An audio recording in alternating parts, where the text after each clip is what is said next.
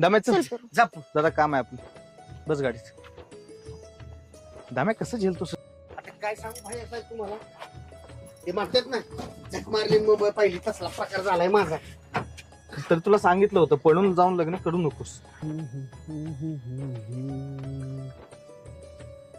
दाम्या हं? ऐक ना. हं? जर तुझं एखाद्या मुलीवर प्रेम आहे, हा तिने तुला नकार दिला हा आणि काही वर्षांनी ती तुला पुन्हा तुझ्या समोर येते, हा मग तुला तिला पुन्हा विचारायला पाहिजे का तू डोक्यातून तो विषय सोडून दिला पाहिजे? हो भाई साहेब, सेम सिच्युएशन आहे बघा कोणाची? माझी. आणि माझी जानू. हा वहिनी. अहो काय झालं, मी तिला ना 4-5 वर्षापूर्वी नाही का असंच प्रपोज केलं आणि ती नाही म्हणली. परत 3-4 वर्षानंतर काय तिच्या डोक्यात आलं काय माहिती, अचानक हो म्हणली. पण मी पण त्याची वाट बघत होतो बरं का.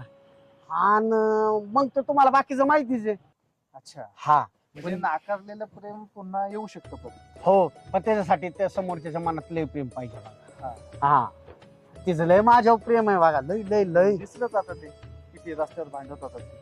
हो त्याचं कसं आहे बाई साहेब, भांडल्याशिवाय प्रेमाची व्याख्याच कळत नाही बघा. हम्म. जिथं भांडण ना तिथंच प्रेम आहे. तशी बी ती दिसायला जरी अशी असेल ना, लई प्रेम करते माझ्यावर बघा. हा पण तुम्ही हे असं एकदम काही नाही, ते आपलं असंच सहज विचारलं. तुमचं भांडण बघून विचारलं. माझा काय प्रेमावर विश्वास नाही, नाही नाही नाही सहज विचारलं. बाई साहेब तसं नाही. ते प्रेम म्हणजे प्रेम असतं आणि तुमचं आमचं सेम असतं. हा पण आपलं असं काय नाही. नाही चल ना. ना. तर आज आपण बाहेर जाऊ, पार्टी देतो. आज बरं चला.